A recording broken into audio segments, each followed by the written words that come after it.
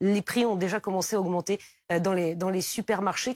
Que veut faire Jean-Luc Mélenchon pour le pouvoir d'achat des Français et notamment le pouvoir d'achat, la nourriture des Français? Une mesure extrêmement simple que Jean-Luc Mélenchon propose, qui concerne à la fois les carburants, à la fois les prix du gaz, de l'électricité, à la fois les prix d'un certain nombre de denrées alimentaires qui sont, on va dire, les denrées indispensables, celles qu'on mange au quotidien, c'est de bloquer les prix. Et ça, c'est possible de le faire de manière temporaire, le temps qu'il faudra. C'est dans le code du commerce, on a le droit de le faire. Je rappelle que par exemple pendant la crise sanitaire, le gouvernement a fait le choix de bloquer le prix du gel hydroalcoolique parce que c'était devenu quelque chose d'indispensable. Donc voilà, c'est une mesure simple que Jean-Luc Mélenchon est à ma connaissance le seul à proposer. Donc qui a un impact immédiat sur le pouvoir d'achat. Par exemple, sur la question des prix du carburant, notre proposition, c'est de bloquer les prix à la baisse, bien sûr, c'est-à-dire pas au prix auquel 1,40 € aujourd'hui. Jean-Luc Mélenchon évoquait 1,40 €. Il a dit 1,40 € parce qu'effectivement, quand nous avons fait cette proposition de blocage des prix, parce que sur le carburant, il faut quand même dire que la hausse, elle n'a pas attendu la guerre. La hausse, elle date déjà dès l'automne, on va dire. Il y a commencé à y avoir des hausses de prix du carburant. Et à ce moment-là, Jean-Luc Mélenchon a dit il faut bloquer le prix du carburant. À l'époque, le prix du litre était à peu près d'1,40 €. Donc c'est effectivement à ce prix-là qu'on pense qu'il est nécessaire de bloquer ce prix. Mais le bloquer pendant combien de temps? Si on parle de 18 mois, comme l'évoquait Emmanuel Macron il y a quelques instants. Si on pense que on bloque les prix pendant 18 mois. Si c'est nécessaire de le faire, oui. On a le pouvoir de le faire, donc pourquoi ne le ferait-on pas? Il faut le dire franchement, ce qui est impossible aujourd'hui, c'est de continuer à vivre, de continuer à aller travailler avec un prix du carburant qui est 60-70% plus important que ce qu'il était il y a un an. Et vous savez très bien à quoi ça va conduire, c'est qu'il y a des gens qui sont en train de se poser la question de savoir est-ce que j'ai pas plutôt intérêt à rester à la maison plutôt que d'aller travailler? Parce que ça me coûte trop cher d'aller remplir ma voiture pour aller au boulot. Donc voilà, je pense que c'est une mesure de salubrité publique de bloquer les prix. Les électeurs de LFI vous en parlent de ça? C'est ce que écoutez, il y a un sondage qui a été publié, c'est pas seulement les électeurs de LFI, qui dit qu'à peu près 90% des Français sont d'accord avec une mesure de cette nature. Après, il y a des gens qui se posent la question de savoir si c'est possible, ou souvent la question qu'on me pose à ce moment-là, c'est mais qui va payer? Oui, il faut y répondre clairement. Si vous bloquez les prix, ça veut dire que vous vous mettez à contribution, dans le cas par exemple du gaz ou de l'électricité, le fournisseur de gaz et d'électricité, dans le cas du carburant, les pétroliers, et puis dans le cas des produits alimentaires, ce que vous mettez à contribution, c'est les intermédiaires. Parce que c'est pas les agricultrices ou les agriculteurs qui ont déjà beaucoup de mal à vivre de leur travail, souvent qui n'y parviennent pas, qu'il faut mettre à contribution. Par contre, la grande distribution, les intermédiaires qui appliquent des coefficients multiplicateurs au prix extrêmement importants, on peut les encadrer par la loi. C'est la proposition de Jean-Luc Mélenchon. Et si Jean-Luc Mélenchon était élu, il prendrait cette décision quand? Immédiatement, parce que avec quelle échéance? Ça prendrait combien de temps? Appliquer une disposition de cette nature, honnêtement, ça prend, à ma connaissance, 1 minute. C'est-à-dire signer un décret sur le sujet. Donc voilà, c'est une mesure immédiate. Alors bien sûr, notre programme en matière de pouvoir d'achat ne se résume pas à ça. Il faut aussi augmenter les salaires. Et le salaire qu'on peut augmenter quand on gouverne ce pays, c'est le SMIC. Donc nous proposons de mettre le SMIC à 1 400 €. On juge généralement quand on augmente le SMIC, ça a un impact sur tous les salaires jusqu'à 2 000 € qui mécaniquement se mettent à augmenter. Parce que et là aussi, comment vous le financez? Le SMIC, c'est clair que c'est les entreprises qui le prennent en charge. Et puisqu'on n'est pas complètement indifférent à la situation notamment des petits groupes, nous proposons de mettre en place ce qu'on a appelé une caisse de péréquation financière entre les entreprises, avec l'idée que ce seront davantage les grandes entreprises qui devront prendre en charge cette hausse du SMIC plutôt que les petites, parce que ça peut être compliqué pour des petites entreprises. Elles risquent de grincer des dents, les grandes entreprises. Pardon ? Elles risquent de grincer des dents, les grandes entreprises. Si elles grincent des dents, c'est pas très grave, parce que franchement, ceux qui grincent des dents aujourd'hui, c'est plutôt nous, parce que ces grandes entreprises, elles s'en sont quand même mis plein les poches depuis maintenant 2 ans, alors que on a vécu une crise qui est quand même une crise extraordinaire.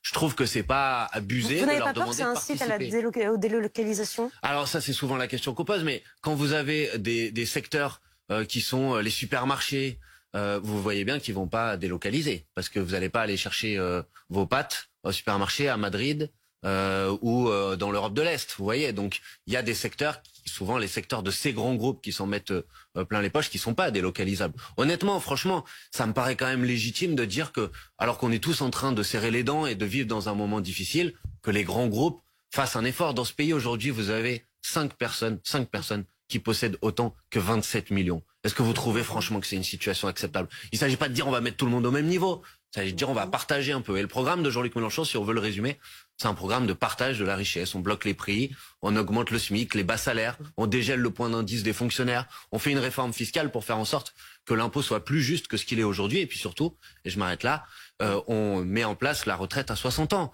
Et ça, c'est un des grands enjeux de cette campagne présidentielle, puisqu'Emmanuel Macron a dit, si je suis élu, j'amène l'âge de départ à la retraite à 65 ans. Et ben vous avez le choix, c'est 65 ans avec Macron ou 60 ans avec Mélenchon.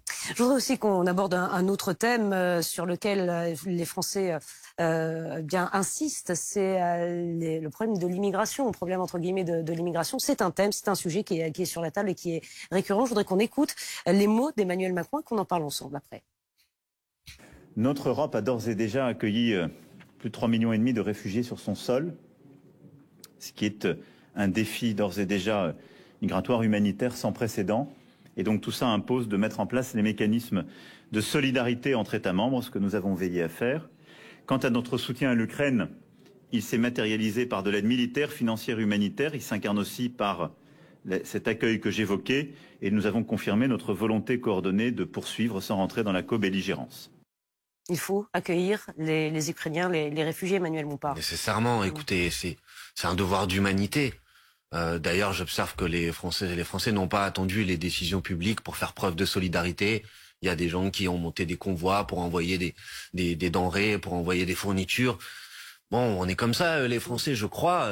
Quand il y a des gens qui fuient la guerre, même si c'est pas toujours facile, on essaye de faire en sorte de leur donner un coup de main.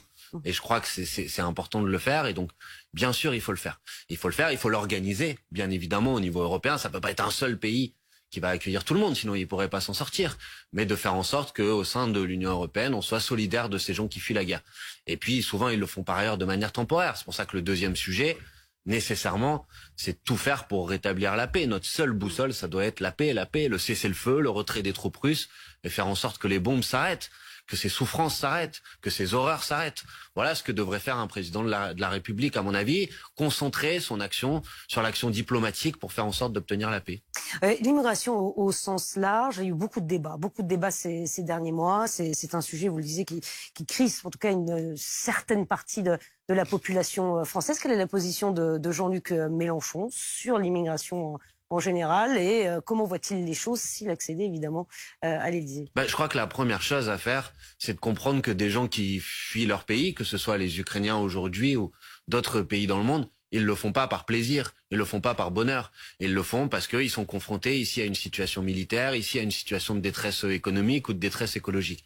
Et à mon avis, une position conséquente sur cette question, c'est d'abord de se poser la question des causes de l'immigration et de faire en sorte d'abord de s'attaquer aux causes, premièrement. Et s'attaquer aux causes, ça veut dire comment on fait en sorte de limiter d'agir pour essayer de faire en sorte de mettre un terme à ces conflits qui poussent les gens sur les routes. Et puis surtout, comment on fait en sorte d'être pas dans une relation économique, par exemple, entre l'Union européenne et un certain nombre de pays dans le monde, qui affament ces pays, qui les rendent dépendants, qui détruisent leurs agricultures, qui détruisent leurs emplois et qui poussent des gens sur les routes. Ça, c'est la première chose. Ensuite, une fois que les gens arrivent sur le territoire, c'est pas toujours facile, mais qu'est-ce que vous voulez faire d'autre que d'essayer de les accueillir dignement? On continue d'accueillir et de laisser on continue, on le fait pas forcément très bien aujourd'hui. Il s'agit pas de dire, ce qu'on fait, c'est qu'on l'organise au niveau européen d'abord. Vous comprenez, par exemple, ça peut pas être l'Italie parce que les accords aujourd'hui au niveau européen, ça s'appelle les accords de Dublin, c'est le pays dans lequel une personne met le pied la première fois qui doit l'accueillir. Ça peut pas fonctionner comme ça, sinon c'est les pays qui sont par exemple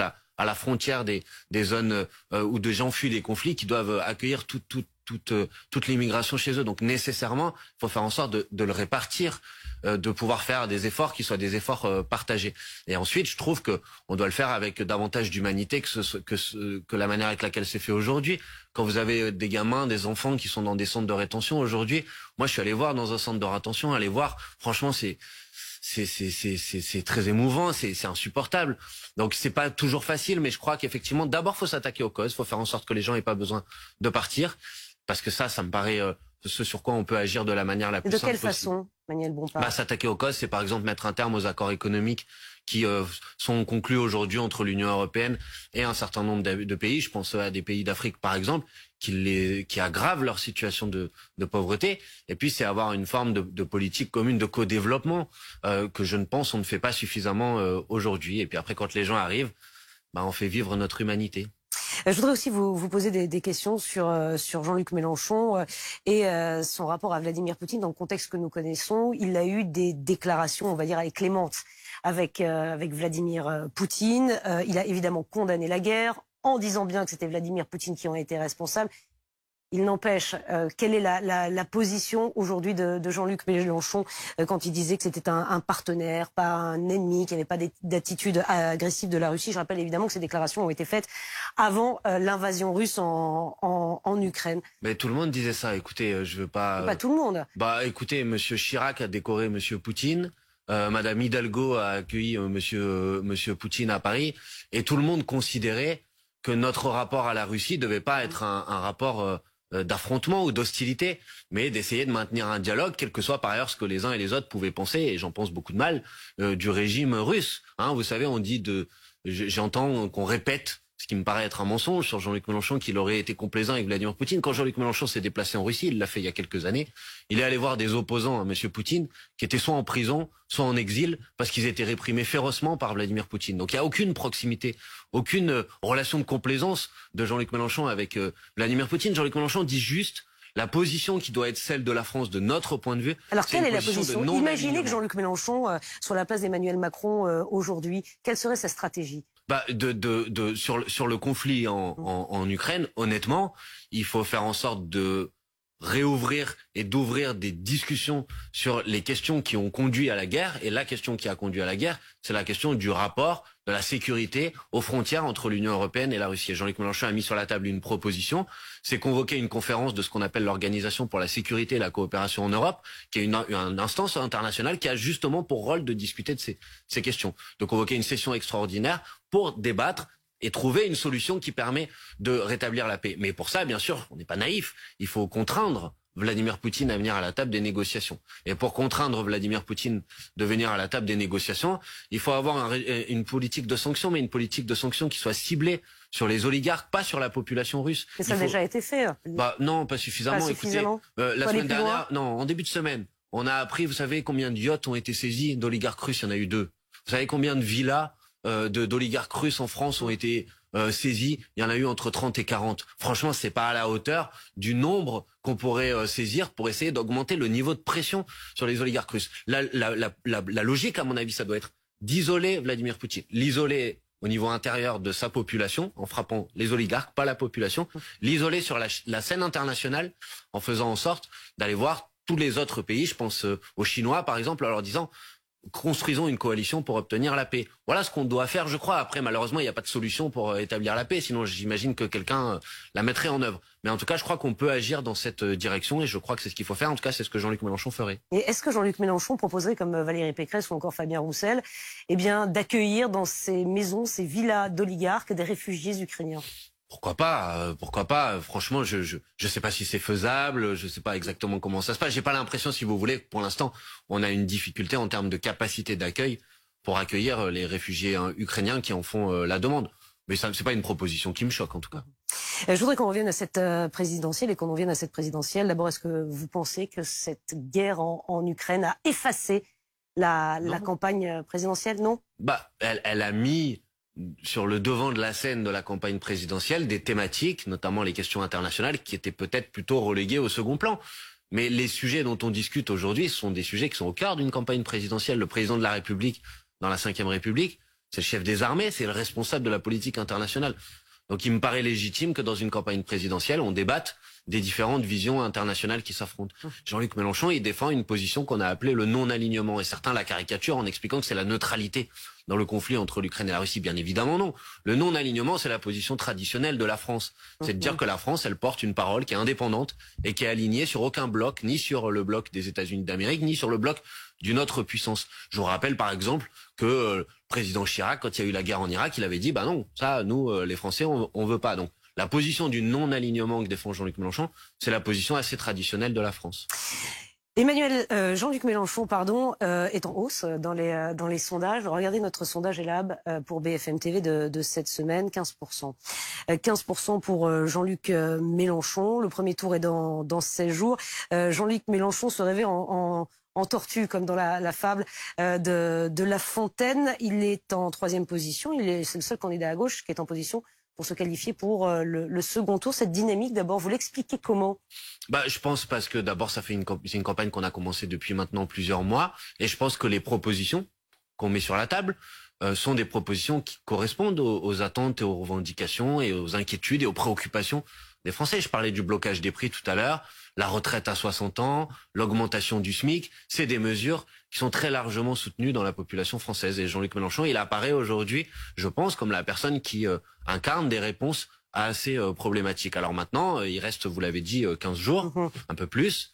Deuxième tour, pour l'instant, on n'y est pas. Mais on a une possibilité, on peut y parvenir, on peut se qualifier pour le second tour. Comment Jean-Luc Mélenchon envisage d'accéder au second tour? En continuant à progresser d'abord, ensuite... C'est quoi sa stratégie sur les 15 prochains jours? Du terrain?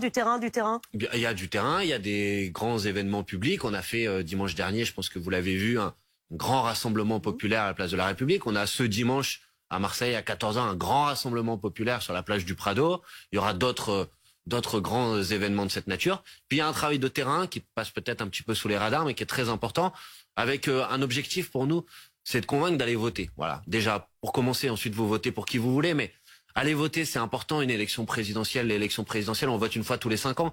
Ça détermine les grandes orientations de la nation. Donc il faut faire en sorte que le taux de participation augmente par rapport à ce qui est prévu aujourd'hui. En tout cas, aujourd'hui, les sondages, ils évoquent un taux de participation 68-69%. La dernière fois, on était 10 points de plus.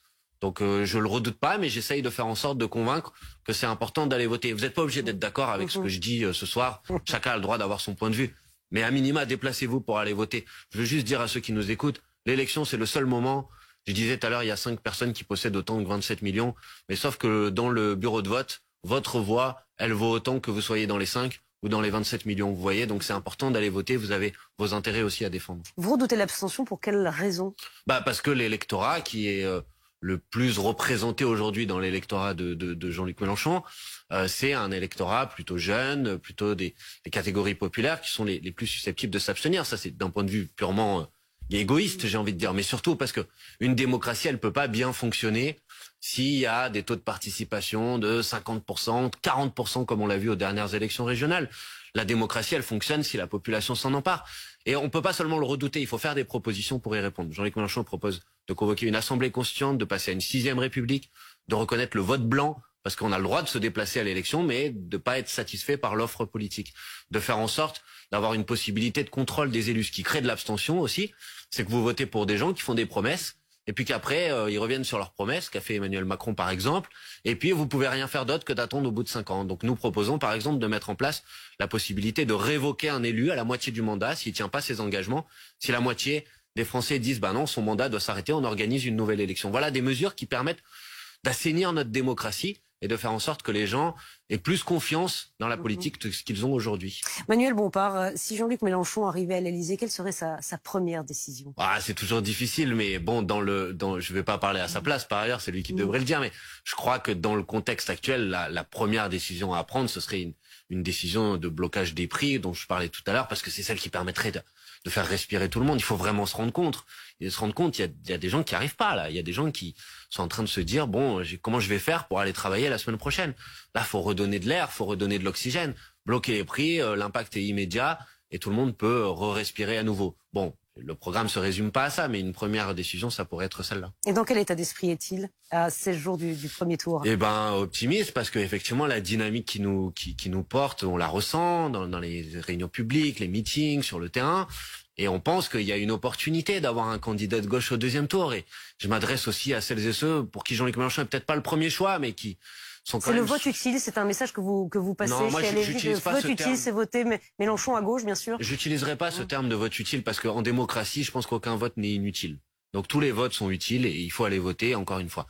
Mais il me semble par contre que effectivement, si on veut avoir un candidat de gauche au deuxième tour, si on veut faire en sorte, c'est une opportunité qu'on a de chasser l'extrême droite du deuxième tour, il faut voter pour Jean-Luc Mélenchon. Si on veut mettre dans le débat de l'entre-deux tours les questions dont j'ai parlé, les questions de pouvoir d'achat, les questions de retraite, la question écologique, la question de la 6e République, il faut voter pour Jean-Luc Mélenchon. Franchement, un deuxième tour avec Jean-Luc Mélenchon, c'est un deuxième tour où on est sûr de parler de ces sujets et pas de devoir voter comme la dernière fois, par défaut, pour un candidat qui ensuite casse le code du travail, essaye de reporter l'âge de départ à la retraite. Non, on veut pas ça. Et je crois qu'il y a beaucoup de gens qui veulent pas à nouveau d'un deuxième tour Macron-Le Pen Eh ben, aujourd'hui, si vous voulez pas d'un deuxième tour Macron-Le Pen, la solution, c'est Mélenchon. Merci beaucoup. Merci Merci à vous. Manuel Bompard d'être venu ce soir sur le plateau de BFM TV. Nous revenons dans un tout petit instant.